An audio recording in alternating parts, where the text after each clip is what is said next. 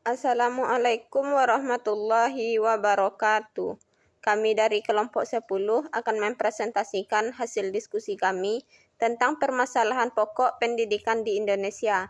Sebelum itu, saya akan memperkenalkan anggota kelompok saya.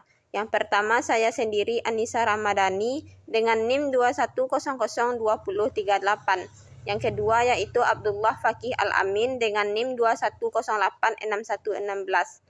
Baiklah, langsung saja ke penjelasan materi. Yang pertama oleh rekan saya yaitu Abdullah Fakih Al-Amin. Kepada Abdullah Fakih Al-Amin kita persilakan. Pendidikan.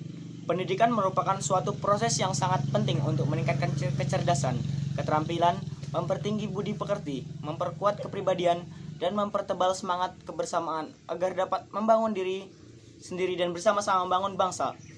Sabtono 2017. Pendidikan dibagi menjadi 3, yaitu pendidikan formal, pendidikan informal, dan pendidikan non-formal. Pendidikan formal terdiri dari SD hingga perguruan tinggi. Pendidikan informal adalah jenis pendidikan atau pelatihan yang terdapat di dalam keluarga atau masyarakat yang diselenggarakan tanpa adanya organisasi tertentu. Pendidikan non-formal adalah segala bentuk pendidikan yang diberi secara terorganisasi tetapi di luar wadah pendidikan formal. Adapun permasalahan khusus dalam dunia pendidikan yaitu rendahnya sarana fisik, rendahnya kualitas guru, rendahnya kesejahteraan guru, rendahnya prestasi siswa, rendahnya kesempatan pemerataan pendidikan, rendahnya relevansi pendidikan dengan kebutuhan, dan mahalnya biaya pendidikan. Baiklah, saya akan melanjutkan penjelasan materi dari rekan saya. Selanjutnya yaitu permasalahan pokok pendidikan di Indonesia. Yang pertama, pemerataan pendidikan. Permasalahan pemerataan dapat terjadi karena kurang terorganisasinya koordinasi antara pemerintah pusat dengan pemerintah daerah, bahkan hingga daerah terpencil sekalipun. Hal ini menyebabkan terputusnya komunikasi antara pemerintah pusat dengan daerah. Yang kedua yaitu mutu dan relevansi pendidikan. Rendahnya mutu dan relevansi pendidikan juga disebabkan oleh rendahnya kualitas tenaga pengajar. Penilaian dapat dilihat dari kualifikasi belajar yang dapat dicapai oleh guru dan dosen tersebut. Yang ketiga, efisiensi dan efektivitas pendidikan. Pelaksanaan proses pendidikan yang efisien adalah apabila pendayagunaan sumber daya seperti waktu, tenaga, dan biaya tepat sasaran dengan lulusan dan produktivitas pendidikan yang optimal.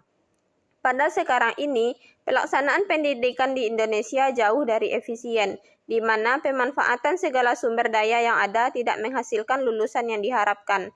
Banyaknya pengangguran di Indonesia lebih dikarenakan oleh kualitas pendidikan yang telah mereka peroleh. Selanjutnya yaitu faktor pendukung dari permasalahan pokok pendidikan di Indonesia. Yang pertama, iptek.